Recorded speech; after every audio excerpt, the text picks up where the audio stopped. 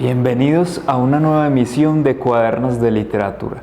Hoy tengo un anuncio que quiero hacer público. He creado una cuenta de Patreon para quienes quieran donar cualquier peso, les agradezco.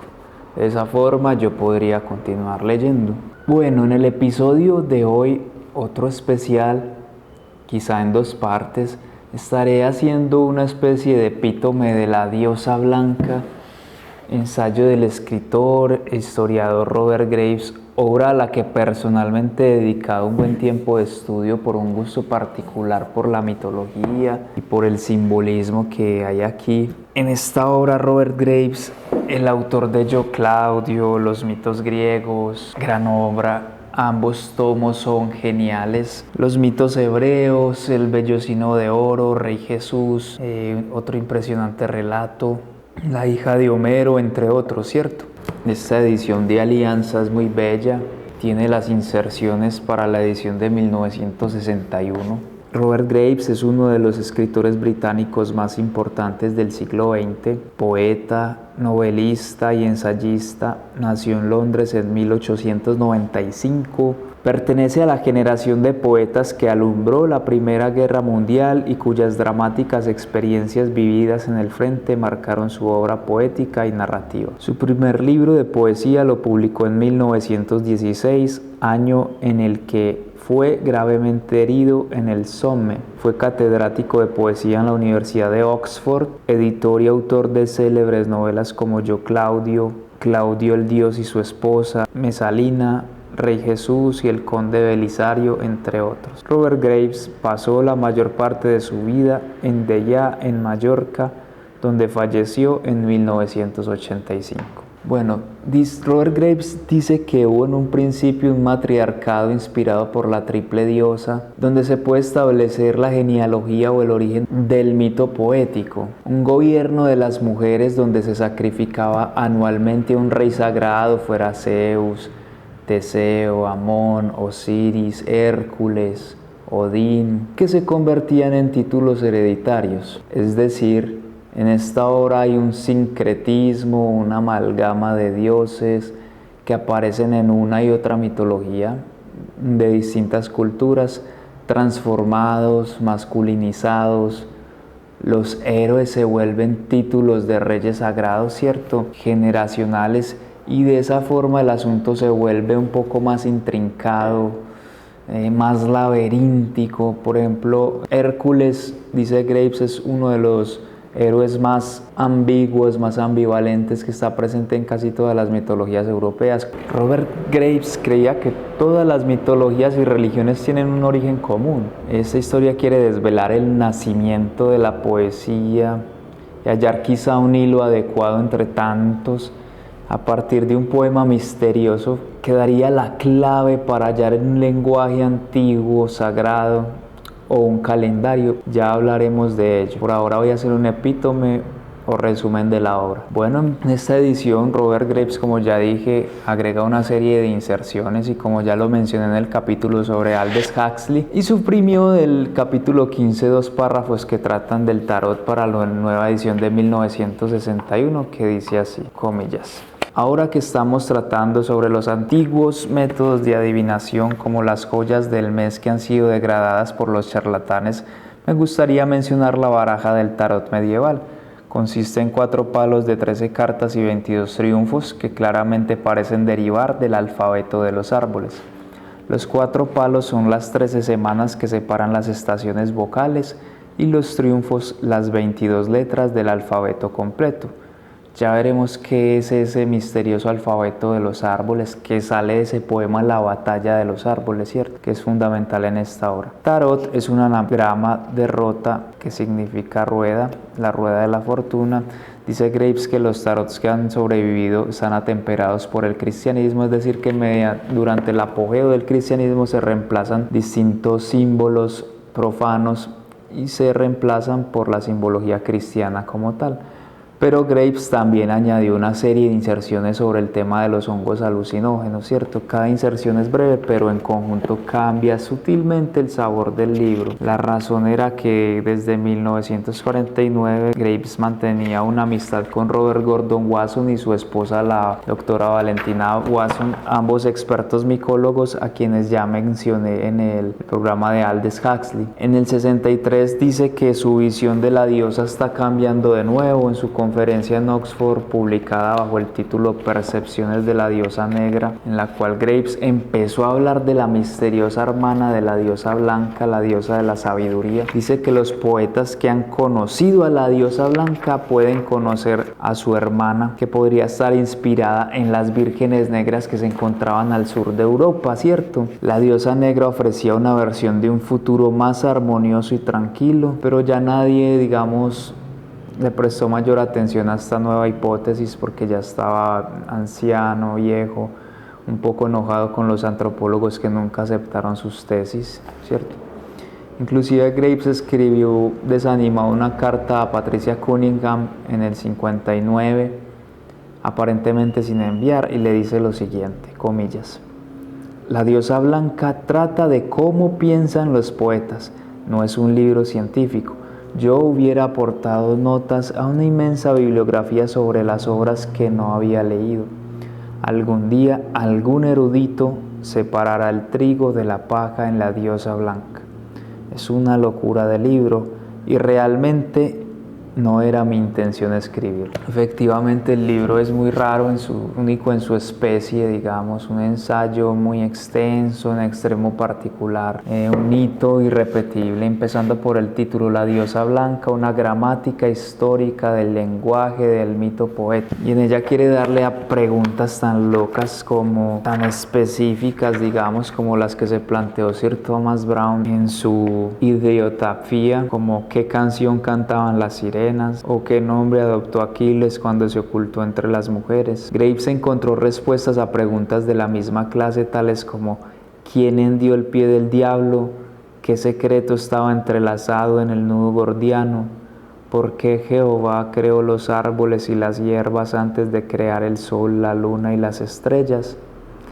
¿Dónde se encontrará la sabiduría? Robert Graves fue un estudioso de las lenguas europeas antiguas, heredó esa tradición de su padre y además heredó su biblioteca y siguió sus caminos de historiador. Por eso lo de gramática histórica, porque la tesis concreta de Graves es que el lenguaje del mito poético, que dice era usado en el Mediterráneo y en la Europa septentrional de la antigüedad, era un lenguaje mágico vinculado a ceremonias religiosas en honor a la diosa luna o la musa, y dice que era el verdadero lenguaje de la poesía, como el original único, como una obra de arte y no como una reproducción en cadena, ¿cierto? Dice que el lenguaje fue manipulado al final del periodo minoico, que fue la primera civilización europea que se estableció en la isla de Creta en el periodo prehelénico, ¿cierto? Cuando invasores procedentes del Asia Central comenzaron a sustituir las instituciones matrilineales o matriarcales por las patrilineales o patriarcales y falsifican los mitos para justificar los cambios sociales. Es decir, hay una revolución donde se establece un patriarcado. Luego vinieron los primeros filósofos griegos que se oponían firmemente a la poesía mágica porque amenazaba su nueva religión de la lógica, y bajo su influencia se elaboró un lenguaje poético racional en honor a su patrono Apolo, y se impuso en todo el mundo como la última palabra sobre la inclinación espiritual. Es decir, que con la era platónica se pierde para siempre, dice Graves, bajo el estandarte de la lógica, de la sabiduría, el significado real de los mitos, y se empiezan a ver como cuentos, como mentiras dichas por los poetas inspirados por la diosa y bajo la influencia de los hongos alucinógenos. Bueno, dice Graves que en la época de Sócrates, que a Graves le parece un homosexual corrompido, lo cual es para mí una mala interpretación de la sexualidad de los griegos. No existían homosexuales en la Grecia clásica. Ya hablaré sobre ese tema luego, quizás citando la historia de la sexualidad de Foucault. Pero volviendo a Graves, dice que el sentido de la mayoría de los mitos pertenecientes anterior a la época de Sócrates ya estaban, digamos, mantenidos en un estricto secreto religioso por los sacerdotes, aunque todavía se consideraban en el arte religioso con las historias que contaban los antepasados, como llegó a decir Heménero de Mesene, de la época helenista, como tergiversaciones de la historia. Es decir, que para los griegos de la época helenista los mitos ya eran relatos falsos. Para Graves, y esto es muy importante para este libro, el estudio de la mitología se basa en el conocimiento de los árboles, de las ramas, en la observación de la vida de los campos, de las estaciones del año. Pero incluso después de que Alejandro Magno hubo cortado el nudo gordiano, según la leyenda griega, los habitantes de Frigia, región de Anatolia, en la actual Turquía, necesitaban elegir un rey y consultaron al oráculo, y la respuesta que obtuvieron fue que el nuevo soberano sería quien entrase por la puerta del este acompañado de un cuervo posado sobre su carro, y el único que cumplió las condiciones fue Gordias. De ahí el nudo gordiano, ¿cierto? Un labrador que tenía por toda riqueza su carreta y sus bueyes, y cuando le eligen monarca funda la ciudad de Gordio, y en señal de agradecimiento ofrece al templo de Zeus su carro, atando la lanza y al yugo con un nudo tan complicado que nadie podía desatarlo, se dice. Entonces se decía que aquel que consiguiese resolver el nudo conquistaría el Oriente Medio.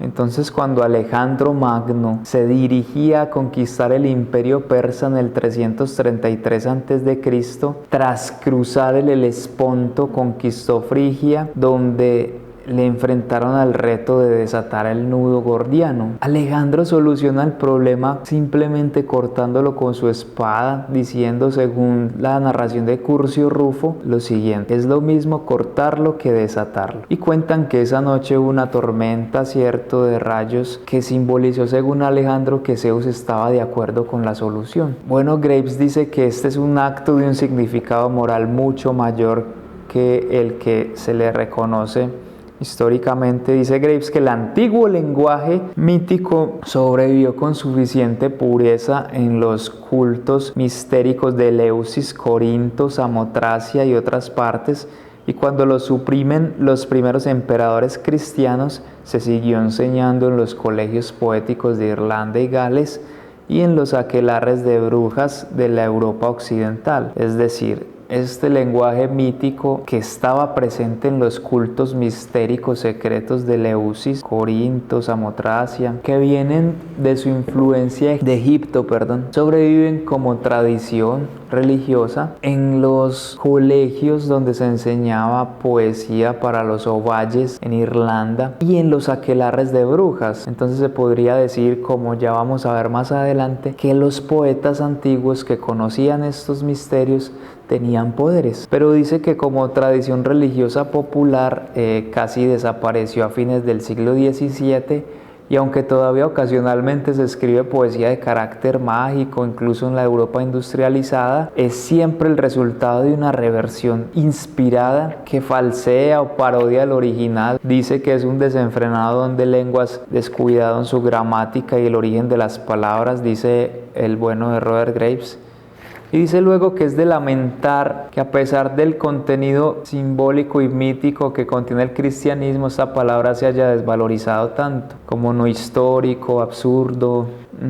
Y dice que esto es responsabilidad en parte de los trovadores franco-normandos que los convirtieron en novelas de caballería, digamos. Dice Graves que todos los mitos son anotaciones serias de costumbres o acontecimientos religiosos antiguos. Una vez que se comprende su lenguaje, las malas interpretaciones de un ritual y los cambios deliberados hechas por razones morales o políticas dificultan la comprensión de los problemas mitológicos, que consisten en lo siguiente, comillas: los dioses vencedores sus títulos toman, de los enemigos a los que hacen cautivos. En la dificultad de conocer la naturaleza de los sacrificios que luego se le ofrecen, los poderes de los dioses eran redefinidos continuamente. Por ejemplo, el dios griego Apolo parece haber comenzado como un demonio de una hermandad del ratón en la Europa totémica prearia. Poco a poco fue subiendo de categoría divina por la fuerza de las armas, extorsiones y fraudes, hasta que llegó a ser el patrón de la música, la poesía y las artes, y finalmente en algunas religiones al menos desposeyó a su padre Zeus de la soberanía del universo, identificándose con Bellini, el intelectual dios de la luz. Jehová, el Dios de los judíos, tiene una historia aún más compleja, dice Graves. Luego dice también que la función de la poesía es la invocación de la musa, que su utilidad es la experiencia de una mezcla de exaltación y de horror que su presencia suscita. Bueno, Graves pone aquí que la poesía sirve para una economía, ¿cierto? La raíz de la palabra economía significa el orden de la casa liderada por el ama de la casa, y que en la actualidad existe un desorden de símbolos vueltos logotipos de empresas, en la que la luna es menospreciada como un simple satélite de la Tierra, ¿cierto? Desconociendo sus poderes y su relación con la naturaleza, las flores. Dice Graves que este libro trata sobre el redescubrimiento de los fundamentos de la magia del lenguaje poético. Los bardos galeses o maestros poetas, como los irlandeses, ojo a esto, tenían una tradición profesional incluida en un corpus que aprendían de memoria y que enseñaban a los discípulos que llegaban a estudiar con ellos. Más tarde, dice Graves, cuando estos poetas se convierten al cristianismo y son sometidos a la disciplina eclesiástica más o menos por el siglo X, esa tradición se va perdiendo gradualmente porque se les obliga a prescindir de lo que la iglesia, que habían instaurado su propio logos, su propia lógica, digamos, inspirada en la fe por las escrituras, condenaba lo que estuviera fuera de la fe de la verdad. Se limitaban los temas de los poemas, se fijaban la métrica, la rima de las consonantes, porque los maestros poetas galeses, cuando se ven obligados, digamos, a adaptarse al nuevo sistema impuesto por la religión cristiana, se convirtieron en oficiales de la corte, y su primera obligación era elogiar a Dios y la segunda al rey o al mecenas que les había otorgado la cátedra, o sea, un asiento en su mesa real, ¿cierto? Entonces la profesión pasaba ahora, se limitaba a la composición de panegíricos o discursos en alabanza a Dios. Por eso dice Graves que muchos de estos, digamos, ovalles o bardos que no estaban al servicio de la corte utilizaban un lenguaje oculto, mistérico, secreto, místico, ¿cierto? Porque hay una experiencia divina de por medio, pero este lenguaje se oculta a través de metáforas, por ejemplo, porque decirlo tal cual era prohibido y podían ser condenados al destierro o a la horca. Pero dice Graves que los cuentos y romances, sin embargo, tenían más libertades. Eran relatados por un gremio de juglares galeses que no se regían por las leyes, que iban de aldea en aldea y que mantuvieron viva una tradición religiosa asombrosamente antigua en forma de cuentos populares de los que se conservaban fragmentos de los mitos, pero obviamente ya tergiversados, ¿cierto? Y los principios poéticos se resumen en una triada en el libro rojo de Hergest, que Graves va a citar mucho a lo largo de este ensayo, y dice así, comillas: 3 cosas hay que enriquecen al poeta: los mitos, la potencia poética y un surtido de poesía antiguo. Entonces ya en el siglo XIII los juglares fueron aceptados por los invasores franceses de Normandía, dice Graves, al parecer por influencia de los caballeros bretones, donde los trovadores los traducen al francés contemporáneo y los adaptan al código de caballería provenzal. Los 2 poemas que analiza Graves son obra de un rimador vulgar, por lo menos de acuerdo con el canon aristotélico que define lo que debería ser un poeta, y se titulan La Cat Godé y el Hans Taliesin. Entonces Graves se pregunta ¿qué tema es poético? Bueno, según Alun Lewis, el poeta galés que escribió en 1944 acerca del único tema poético, que es la vida y la muerte, digamos, y se encuentran ya en ciertos mitos poéticos antiguos estos 2 grandes temas, el mayor de ellos, que es la muerte, ¿cierto? Los 2 grandes temas son, digamos, el amor a una mujer y la muerte. Los antiguos celtas diferenciaban cuidadosamente al poeta que originalmente era sacerdote y juez y cuya persona era sacrosanta del simple versificador vulgar o juglar. En Irlanda se le llamaba fili o vidente y en galés Irvid o vidente del roble, que es la probable derivación de la palabra druida, el vidente del roble. Inclusive los reyes quedaban bajo la tutela moral de los poetas, de los ollaves. En cambio el juglar era un joculator o un bromista que divierte o entretiene a los oligarcas militares sin la ardua preparación del poeta o el ollave y convertían su actuación en simplemente un espectáculo de variedades. En Gales los llamaban irkiat o suplicantes, que eran los que no pertenecían a una profesión patrocinada, digamos, por los reyes, sino que dependían para vivir de la generosidad de los caudillos. Sabemos por Posidonio el estoico que si esta adulación era bastante generosa y si estaba en sintonía con sus mentes empapadas en hidromiel, que es una bebida fermentada de agua y miel, los colmaban de torques y de tortas de miel, si no les arrojaban huesos de vacas. Pero si un hombre cometía alguna indignidad con un poeta irlandés, este componía una sátira, se dice, contra su agresor, que le sacaba ronchas negras en el rostro o le arrojaba a la cara el manojo del loco. Dicen que el poeta preparaba un madman's wisp, es decir, un puñado de paja y hierba en la que pronunciaba unos encantamientos horribles, esperando su ocasión, y lo arrojaba a la cara de su víctima, que enseguida se volvía loco. Bueno, en la antigua Irlanda el ollave o maestro poeta se sentaba en la mesa junto al rey y tenía el privilegio que nadie más que la reina poseía de poder llevar 6 colores diferentes en sus ropas. Digamos que la dignidad aristocrática de esa época se revelaba en la ropa, en las prendas. Dos más colores hubiera en sus prendas, más alta era su dignidad. Bueno, la palabra bardo, que en galés medieval equivalía a maestro poeta, tenía un significado distinto en Irlanda. Se refería a un poeta inferior que no había pasado por los 7 grados de la sabiduría que lo convertían en un ollave después de una carrera muy difícil de 12 años. Aquel bardo era un título de licenciatura, digamos, luego de 7 años de estudio en los que solo había llegado a memorizar la mitad de los poemas y cultos prescritos. No había estudiado la prosodia avanzada ni la composición métrica, y era deficiente en el conocimiento del goidélico o gaélico antiguo, que es una subfamilia de las lenguas celtas, ¿cierto?, que descienden del protocelta, que son una rama de las lenguas indoeuropeas, es decir, de esa región del Asia que se extendió desde la India hasta Europa a finales del Neolítico. Estamos hablando del periodo que comenzó entre el 6000 a.C. y el 4000 a.C. y se extendió hasta el 3000 a.C. más o menos.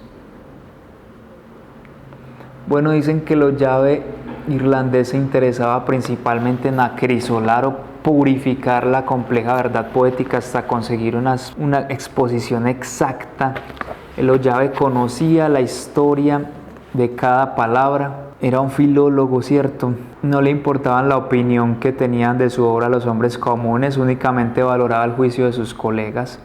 Su educación era muy variada, incluía la historia, la música, el derecho, la ciencia y la adivinación, lo que le estimulaba a versificar en todas las ramas del conocimiento. Entonces, volviendo al tema, el único tema del que siempre han cantado los poetas es la fábula antigua, que se divide en 13 capítulos y un epílogo del nacimiento, la vida, la muerte, la resurrección del dios del año creciente contra el dios del año menguante por el amor de la caprichosa y omnipotente triple diosa. El poeta se identifica con el dios del año creciente. El rival es un hermano de sangre, su otro yo, su fatalidad. Dice Graves que toda verdadera poesía celebra un episodio de esta antigua fábula. Dice que estos 3 personajes fundan toda la poesía y adoptan innumerables formas en los sueños de las personas. Bueno, a continuación describe a la diosa blanca. Dice que es una diosa esbelta, es bella, que en los relatos de fantasmas aparece con el nombre de la dama blanca. y en las antiguas religiones, desde las islas británicas hasta el Cáucaso, como la diosa blanca. Dice Graves, comillas, no recuerdo ningún poeta desde Homero en adelante que independientemente no haya dejado constancia de su experiencia con ella. La razón por la cual los pelos se erizan, los ojos se humedecen, la garganta se contrae, la piel hormiguea y un escalofrío recorre la espina dorsal cuando se describe o se lee un verdadero poema es porque un verdadero poema es por necesidad una invocación a la diosa blanca o musa o madre de todo lo viviente, el antiguo poder del terror y la lujuria, la araña hembra o la abeja reina cuyo abrazo significa la muerte. Como recordaría Keats, el gran poeta, todo lo que me recuerda a ella me atraviesa como una lanza, que escribía a la sombra de la muerte de su amada Fanny Brown. A veces los pelos se erizarán al leer un poema que describe una escena aparentemente despoblada de acontecimientos si los acontecimientos indican con clarividencia la presencia de la diosa.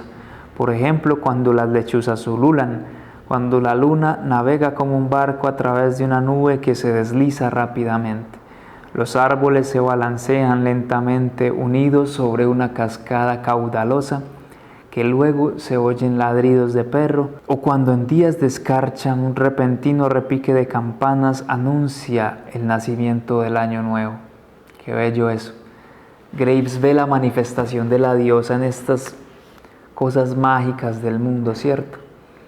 Eso no quiere decir que se identifique al verdadero poeta con el poeta romántico. Dice Graves que la palabra romántico es discriminada, corrompida por su uso. El poeta romántico del siglo XIX era enfermizo, degenerado, adepto a las drogas y consagrado en su fatalidad a la diosa blanca también. La diosa tiene múltiples transformaciones, una de ellas, como veremos más adelante, es la yegua o la pesadilla. Dice que sus nidos están hechos de entrañas de poetas, crines de caballos blancos y plumas de aves proféticas. Y según el profeta Job, se alimentaba de la sangre de sus crías. Bueno, en el segundo capítulo, La batalla de los árboles, dice Graves que la colección galesa más famosa es el Mabinogion. Es un libro de cuentos o relatos y está incluido en el libro rojo de Hergest del siglo XIII. Dice que estos romances formaron parte del repertorio esencial del juglar, es decir, que estaban en boca de los juglares, que los cantaban en distintos pueblos. El libro rojo de Hergest, el Mabinogion cuenta las hazañas de luchadoras, guerreras y guerreros en las batallas. Y el libro rojo de Hergest también contiene una mezcolanza de 58 poemas, dice, titulada El libro de Taliesin, que contiene versos complementarios de un romance de Taliesin.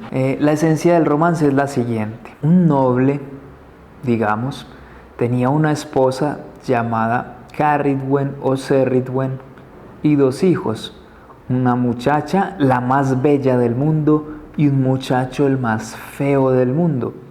Entonces, para compensar la fealdad del muchacho, la madre decide hacerlo muy inteligente. Así pues, de acuerdo con una receta contenida en los libros del mago Virgilio de Toledo, héroe de un romance del siglo XII, hirvió la inspiración y el conocimiento en una caldera que había que cocer a fuego lento durante 1 año y 1 día, estación tras estación. Qué bello eso, durante 1 año y 1 día, como las 1001 noches, como si fuera un sueño. Agregaba a la poción hierbas mágicas recogidas a las debidas horas planetarias, lunares, y mientras recogía las hierbas puso al pequeño Gwydion, el hijo de una labradora, digamos, a cargo de la caldera para que la removiera y hacia el final del año, dice, 3 gotas ardientes saltaron de la caldera y cayeron en el dedo del pequeño Gwydion. Como una reacción natural, se mete el dedo a la boca y al instante comprende la naturaleza de todas las cosas, como una lep del pasado, el presente y el futuro, y así se da cuenta de que tenía que guardarse de la trampa en que lo iba a poner Caridwen, la bruja, por haber adquirido la sabiduría total por accidente, ¿cierto? Y Caridwen se da cuenta y está decidida a matarlo apenas termine su labor. Entonces él sale huyendo, ella lo persigue en forma de vieja malévola, utilizando sus poderes. Gwydion se transforma en liebre y ella en lebrel. Él se zambulle en un río y se convierte en pez, ella se convierte en nutria. Él sale volando en forma de ave y ella se transforma en halcón. Él se transforma en un grano de cebada aventado en el suelo de un granero. Ella se transforma en gallina, escarba la cebada con las patas, encuentra el grano y se lo traga. Entonces, cuando Cerridwen vuelve a tomar su forma natural, se encuentra encinta en embarazo de Gwydion y 9 meses después lo da a luz en forma de niño. Y como no tuvo el valor para matarlo porque era muy hermoso, lo mete en una bolsa y lo arroja al mar. Y 2 días antes del 1 de mayo es rescatado por el príncipe Elfin, sobrino del rey de Gales del Norte, quien le pone el nombre de Taliesin, que significa muy valioso o rostro hermoso. ¿Y a qué se les parece esta historia? A la historia de Moisés, ¿cierto? Bueno, luego un bardo apodado Taliesin, ya en el siglo XIV-XV, que adopta este apodo de este Taliesin, compone un romance de Taliesin muy misterioso, digamos. Hay un día en que Graves trata de averiguar el significado del antiguo mito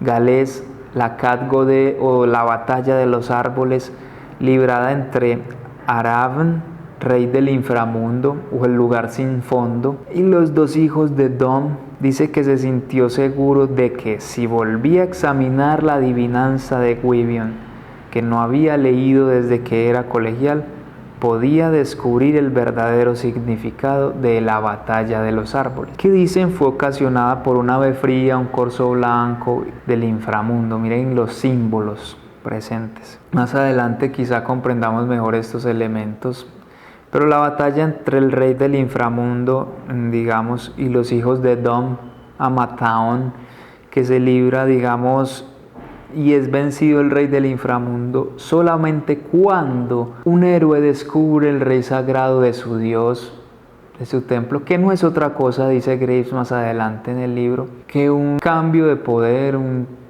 pueblo, una cultura que conquista a otra e impone sus dioses, tumban sus estatuas y las reemplazan. Y esta batalla de los árboles, que algunos interpretaron como una batalla real entre árboles, Graves descubre que se trata más bien de un calendario que va reconstruyendo, un calendario alfabeto que varía según las estaciones del año. Entonces dice que en las antiguas tríadas galesas, que son una colección de observaciones y sentencias dispuestas epigramáticamente en grupos de 3, se le considera una de las 3 batallas de Britania. Y el romance de Taliesin contiene un largo poema o un grupo de poemas relacionado titulado Catgodeu, que han sido mezclados deliberadamente. Edward Davis, un erudito galés de principios del siglo XIX, fue el primero en observar en su Celtic Research de 1809 que la batalla descrita por Gwydion no es una batalla librada físicamente, sino una batalla librada intelectualmente en las cabezas y las lenguas de los sabios. Davis observó que en todos los lenguajes celtas árboles significa letras y que los colegios druídicos versaban sobre ramitas de distintas clases de árboles y que el alfabeto irlandés más antiguo, el Bet Luisnion o Abedul Serval Fresno, toma su nombre de los 3 primeros árboles de una serie cuya serie forma el orden de sucesión de sus letras. Y dice que había una relación especial entre las ramas de los árboles y los libros, y tiene mucho sentido. La palabra inglesa book, por ejemplo, proviene de la palabra que significa letras, y la palabra bukstabe, que significa letra, se relaciona etimológicamente con bic o haya, la rama de la haya, que digamos con ella se elaboraban las tabletas de madera para escribir. Dice luego Graves que la serpiente de 100 cabezas que vigila el enjollado jardín de las Hespérides y el sapo de 100 garras que tiene una joya preciosa en la cabeza pertenecían a los antiguos misterios de los hongos de los que Gwydion parece haber sido un adepto. Los misterios europeos están menos estudiados que sus equivalentes mexicanos, pero Gordon Wasson y su esposa Valentina y el profesor Roger Hayne han demostrado que el dios precolombino ha presidido durante miles de años las ingestas comunales del hongo alucinógeno psilocibe, ¿cierto?, que provocaba visiones de belleza trascendental.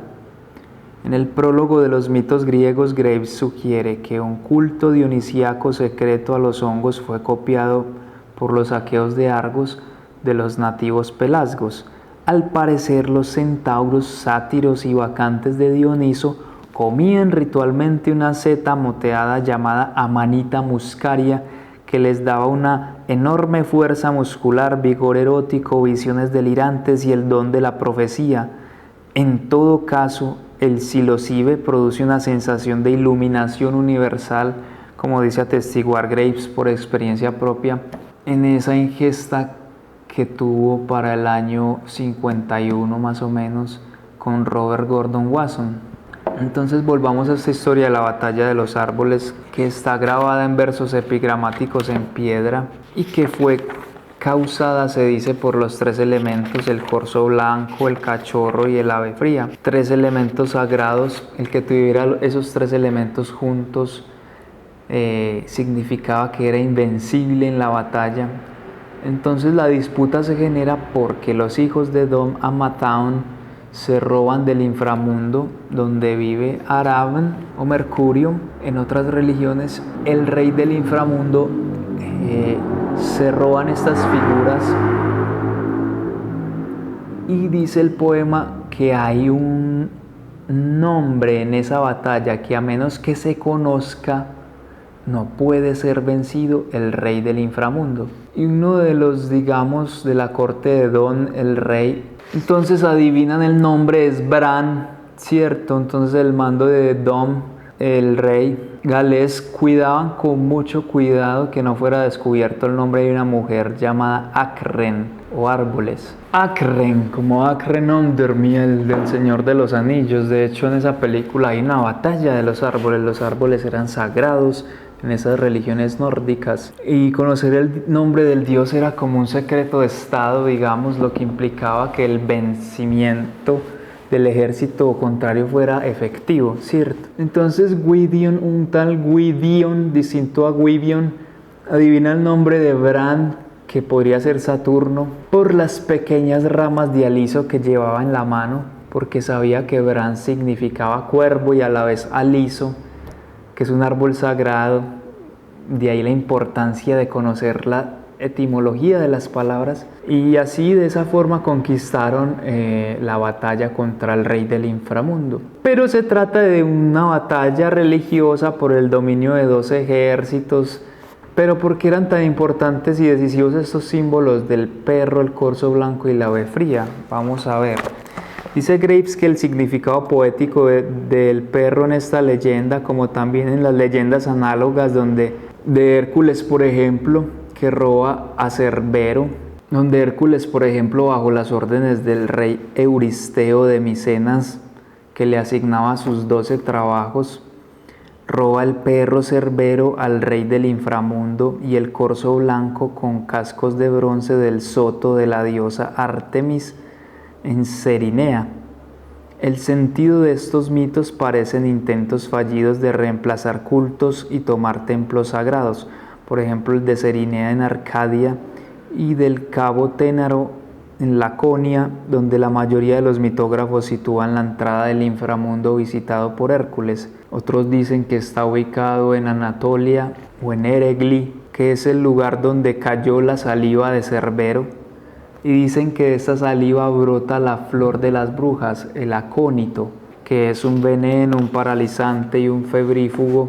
Y el perro significa aquel que guarda el secreto, el guardián del secreto, ¿cierto? ¿Cuál es el secreto? El nombre del dios sagrado. El ejército de Amataun seduce a un sacerdote de la corte de Bran y consiguen el nombre secreto que había permitido, o al menos una pista que había permitido adivinar el nombre sagrado. de este dios Bran. Dice Graves que el significado poético del ave fría es que disfraza el secreto. Por la admirable capacidad de esa ave para disimular el lugar en el que se encuentra su nido con los huevos, tiene un canto particular que les facilita esto. Y según el Corán era la depositaria de los secretos del rey Salomón, la más inteligente de las aves proféticas que lo acompañaban. En cuanto al corzo blanco, dice Graves, ¿cuántos reyes en cuántos cuentos de hadas han perseguido este animal a través de bosques encantados y han sido privados de su presa? El significado poético del corzo es aquel que oculta el secreto. Aquí el mito de la batalla de los árboles sugiere o describe la captura de un templo tribal ocurrida en Britania. Dice Graves que uno de los problemas por los que se enfrenta, digamos, un antropólogo a la hora de desentrañar la verdadera historia de un mito o su origen es que los trovers franco-normandos o los trovadores no conocían o no les interesaba el significado histórico y religioso de los mitos. Entonces se sentían en libertad para mejorar la narración de acuerdo con su nuevo evangelio de caballería tomado de Provenza, ¿cierto? Violando las antiguas normas de los mitos, en fin. Entonces, a menos que un cambio religioso o social impusiera una modernización del episodio, los oyentes esperaban oír las leyendas relacionadas de la manera acostumbrada. Casi todas eran explicaciones de las teorías rituales o religiosas con historias sobrepuestas para volverlas más actuales, ¿cierto? Siempre ha ocurrido eso, ahora también pasa igual, parece que las personas ya no tienen imaginación, pero un buen relato siempre tiene presente algo de eso mítico, un recuerdo de esas historias fundacionales, ¿cierto? Bueno, eso ha sido todo por hoy, por esta edición especial de Cuadernos de Literatura. Espero que lo hayan disfrutado y bueno, nos veremos en quizá la segunda parte de La diosa blanca de Robert Graves, este gran libro. Hasta la próxima. Chao.